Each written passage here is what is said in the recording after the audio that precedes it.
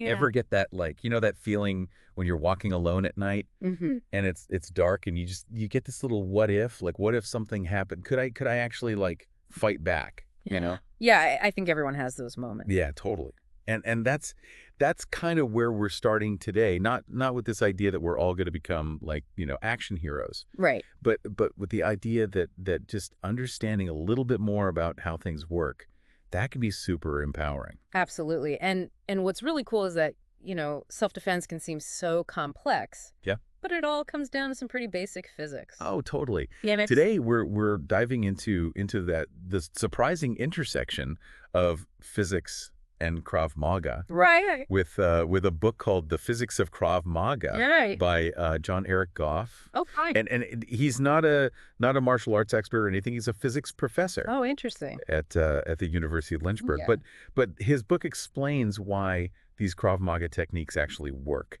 Using physics. So even if you haven't thought about physics since like high school, Right. this is gonna be really accessible. I love that approach because, so often we try to memorize techniques, Mm. but if we understand the why behind them, Yeah. it becomes so much more powerful. It becomes intuitive, Yeah. and you start having those like aha moments where you're like, Yeah. oh, that's why that works. Yeah.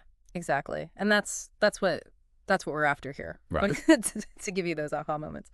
So our mission for this deep dive, it's pretty straightforward. We're gonna pull out the key physics concepts from this book Okay. and show you how they apply to Krav Maga.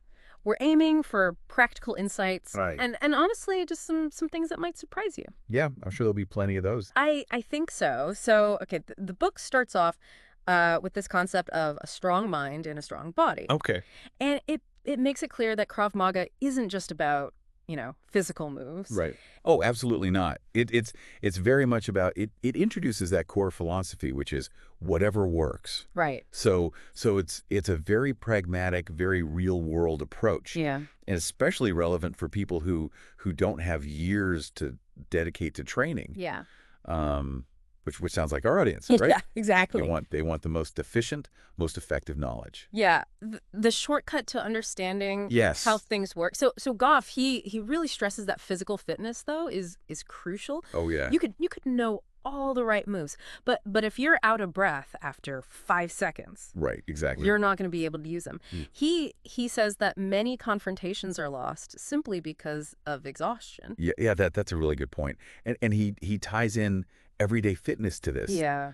So just walking briskly, taking the stairs instead of the elevator, all those things, those build up your capacity to deal with stress and to defend yourself effectively. And then there's also the adrenaline factor. Right. When you get threatened, your body floods with adrenaline, Yeah. and that Yeah. gives you a burst of energy. But even that has limits. If your body isn't conditioned, Right. that adrenaline's not going to help you that much. Right, exactly. So being rooted in physics, Right. there is some math in the book. Okay.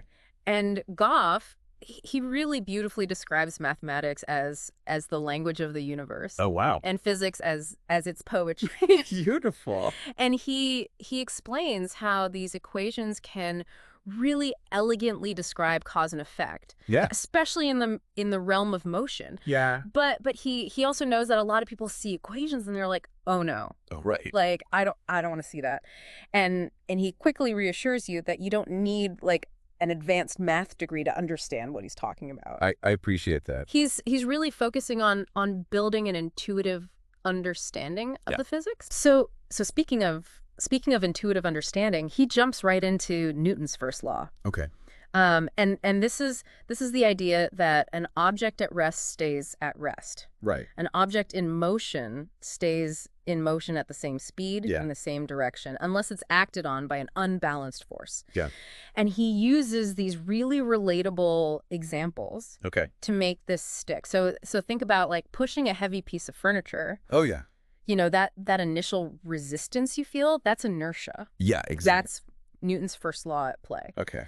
And then that leads into Newton's second law, which is force equals mass times acceleration, Yeah. or F equals ma. Right. But the the crucial insights here are that it's the net external force Yes. that causes a change in motion, and that force has a specific direction. Yes. So you can't just like apply more effort. Right. You have to apply it the right way to get the outcome you want. I see. Okay.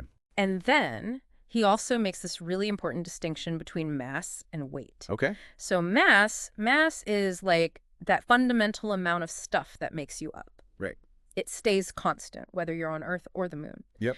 But weight is the force of gravity pulling on that mass. Oh, okay. So it changes depending on where you are. Gotcha. The gravitational field. I see.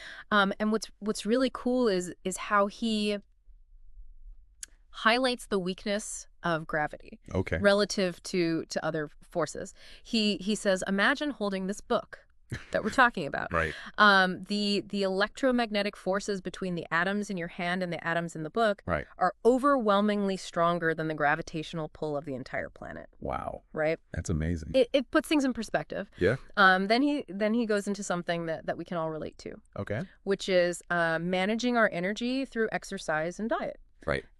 He talks about the energy content of food. It's measured in calories. Yes. And the constant balancing act between what we consume and what we burn. Right. And he even uses the example of a Snickers bar Okay. to illustrate how much easier it is to just not eat it Right. than it is to try to burn those calories off. Yeah. I can definitely relate to that. Right. So he says that a pound of body fat, it stores roughly 3,500 calories. Okay. And burning that off through physical activity, that takes a lot of time and effort. Yeah. But choosing not to eat that 280 calorie Snickers, Right. that's a way smaller investment. Yeah, definitely a shortcut. Right. So Goff, he then takes a moment to kind of emphasize the value of science. Right. Not just because it's his field, but because he sees it as the most reliable method for understanding the world. Yeah. And he really stresses the importance of evidence-based thinking. Right. The idea that scientific ideas, they have to be falsifiable, meaning they can be tested Right. and potentially proven wrong. Wow. And that's a really key part of it. That's how you distinguish real science from just speculation. Exactly. Right. And then the role of peer review is huge. Yes. You know, where other scientists check your work. Yeah, that's crucial for validating findings. So these are really the cornerstones of the scientific method. Okay. And then in a kind of surprising turn, he discusses evolution Okay. and the reasons why humans have certain vulnerable areas. Okay. So why we have those weak spots? Yeah. So Yeah. so for example, if you get like dust in your eye, it hurts like crazy. Oh yeah, Right. definitely.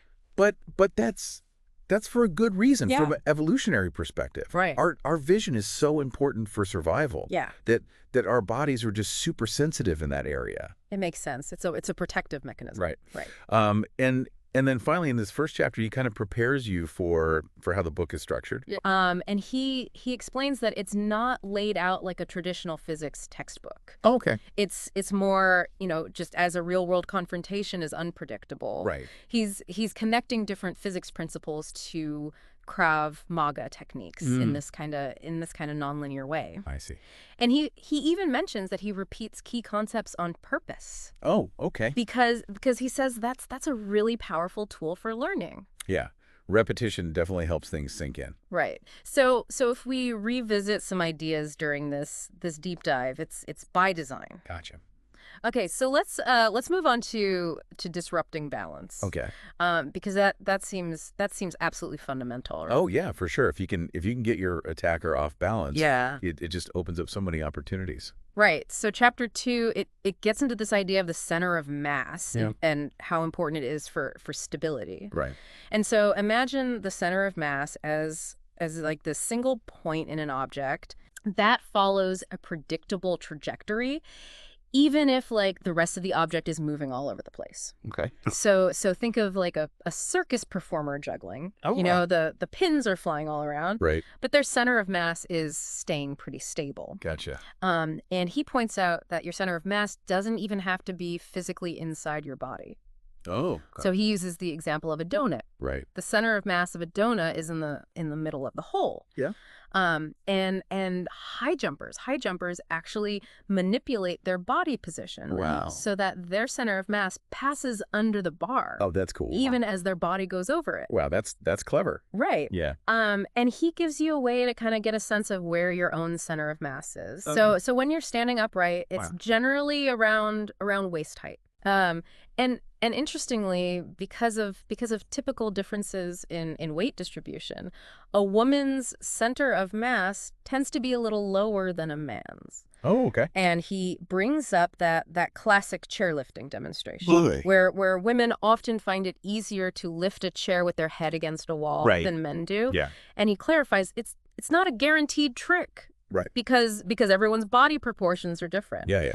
But it's a quirky illustration of how a lower center of mass can actually help with stability in certain situations. Interesting. So in Krav Maga, how do you actually disrupt an attacker's balance? Yeah, so he talks about how even a simple, like a defensive front kick, even if it causes you to move backwards, can still be super effective. Okay. Because that sudden force and the potential for pain can throw the attacker off balance, both physically and psychologically. You know, it's like a surprise. Right. They're not expecting it. Right. It sends a clear message that you're not just going to be a passive target. Right.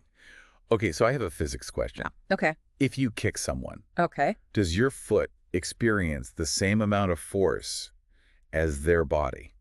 That's a really good question. And I think a lot of people would intuitively say no. Yeah. But the answer, according to physics, is yes. Oh, wow. And that's because of Newton's third law, which is for every action there's an equal and opposite reaction. Right. So even though your foot might feel fine, Yeah. and the attacker's like reeling in pain, the force at the point of contact was the same on both of you. Oh, that's interesting. So why does it feel so different then? Well, he uses this analogy of a fly hitting a windshield. Okay. Right. The fly is obviously way more affected than the car. Right. But the force of the impact was the same. I see. The difference is in their mass. Because the fly has way less mass, it experiences a much greater acceleration. Right. So its change in motion is more dramatic. Yeah.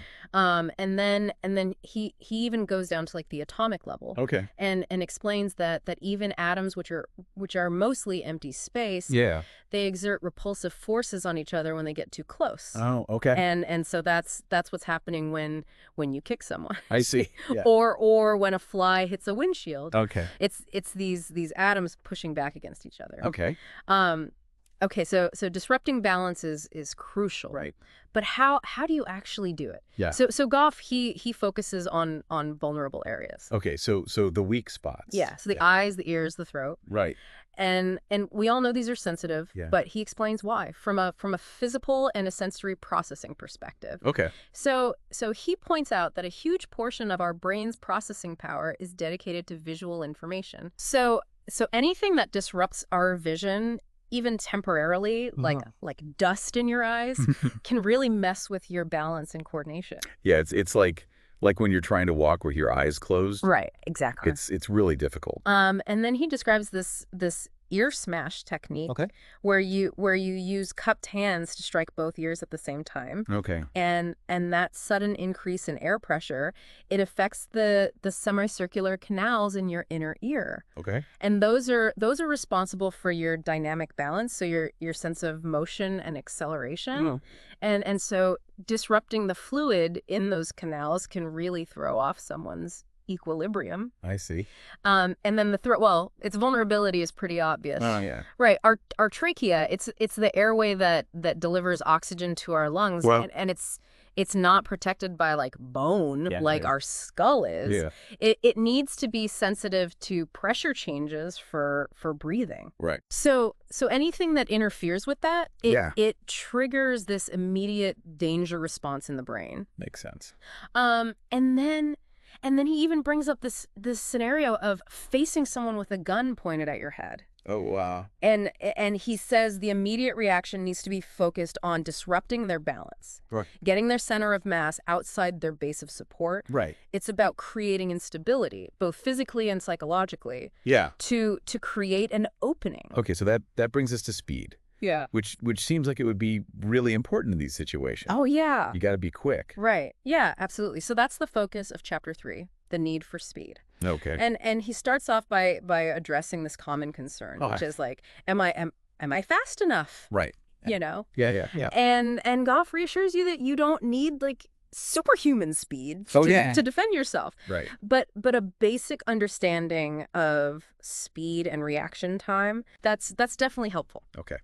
So he clarifies the physics definition of speed, which is it's simply the rate at which you cover distance Right. without regard to direction. Okay. So that's different from velocity, Okay. which takes into account both speed and direction as well as the overall displacement. Oh, okay. And then he gives you some benchmarks for speed, for like typical car speeds, Right. the running speeds of athletes. Yeah. So a world-class sprinter, they might reach like 22 miles an hour in a short burst. Wow, that's fast. Right. But someone in good physical condition might sustain like closer to 15 miles an hour for a short chase. Right. And then he even gives you a rough way to estimate your own running speed Oh, cool. by measuring your stride length. Okay. And then he gets into this crucial concept of reaction time Right. in a self-defense context. Right. And he says that even a fraction of a second's delay in responding to an attack Right.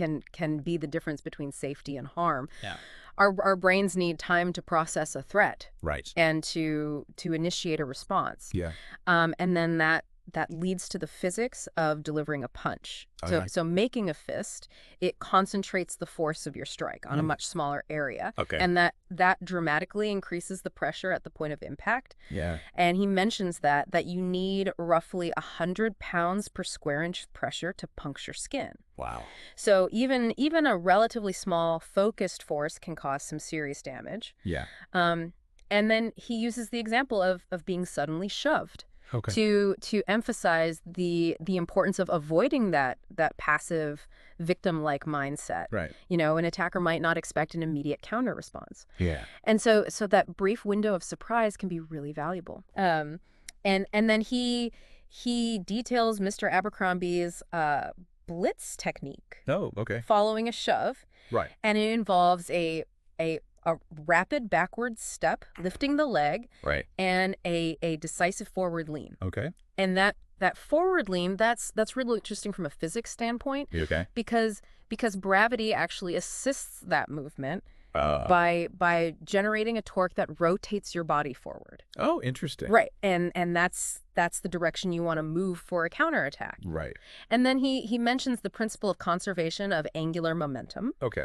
Which is also playing a role in these coordinated movements Okay. of your arm and leg. Right. And then he revisits that scenario of a gun being pointed at your head. Okay. And he says that the crucial element here is how fast you can move the gun barrel offline, Right. away from a lethal trajectory. Yeah. And he explains that moving your arms, which have way less mass than your whole body, Right. that's a much faster process. Okay. And he says that even highly trained individuals, they have reaction times of at least 0.2 seconds Okay. when they're anticipating an action. Right. But in a sudden unexpected attack, an assailant's reaction time could be a full second or even longer. Wow. But the critical hand movement to deflect the gun, that needs to happen super fast. Yeah. Like Goff, he cites a time frame of just 0.03 seconds Oh my God. between the gun being aimed at your head Yeah. and getting it out of the line of fire. So you really have to be on top of it. Yeah. No. And so the objective is to leverage physics, right? Quickly move a smaller mass, your arms, Yeah. to overcome the attacker's reaction time. Right. Okay, so you've disrupted their balance, you've reacted quickly. Right. What comes next? So chapter 4, it's titled Take Control. Okay. So once you've created that opening, Right. the goal shifts to establishing control of the situation. Okay. And Goff, he emphasizes controlling the head Okay. because it's roughly 8% of your total body weight. Oh, wow. So it's a lot of mass, Yeah. and it takes a lot of force to move it. Right. He briefly mentions different combatives that are designed to neutralize a threat, Right. but But it's not just about the initial response, it's Yeah. also about what comes after. Yeah. He stresses the importance of situational awareness. Okay. You know, look for other All attackers, right. escape routes, Yeah. any objects that could be weapons. Right. Okay. So Yeah. so even after you've gained an advantage, you still got to be on high alert. Oh, absolutely. Don't get complacent. Right. Um, and then he describes the 360 outside defense Okay. against a knife attack. Right. And this involves using the blade of your forearm to intercept the attack, and he explains the anatomy behind this. Okay. Your ulna bone. Right. It has less soft tissue and fewer blood vessels compared to like the palm side. Oh, okay. So it's a little less vulnerable. I see. And then he also talks about defending against an attack with a stick Okay. or a similar blunt object. Right. And he brings up this concept of kinetic energy, Okay. which is the energy that an object possesses due to its motion. Okay. So a stick that's moving really fast Right. that can have a lot of kinetic energy Yeah. and cause some serious damage. Yeah. And he says the business end of the stick, Okay. the part that's moving the fastest, Right. that's where the most kinetic energy is. Okay. And then the defense he recommends Okay. is blocking the incoming strike with your forearm Right. and then immediately launching a counterattack. Correct. Because if someone's attacking you with a weapon, they're probably not going to stop after one swing. So Yeah. you got to be ready to go on the offensive. Yeah. Take control. Right. And then finally in this chapter he addresses how to respond if someone grabs your shirt or lapel. Okay. And while that might seem like a minor thing, Yeah. he says any unwanted physical contact Right. should be taken seriously. Yeah. And he points out that in these close quarters situations, Right. the principles of leverage are often going to be in your favor. Oh, okay. And then he hints at a more in-depth discussion of leverage in later chapters. Gotcha. Okay, so we've covered disrupting balance, speed of response, Right. taking control. Yeah. Now we're moving into linear momentum and the flyby, Okay. which sounds kind of like avoiding a direct confrontation. Yeah, kind of. So this chapter, it explores the concept of linear momentum. Right. And in physics, that's defined as the product of an object's mass and its velocity.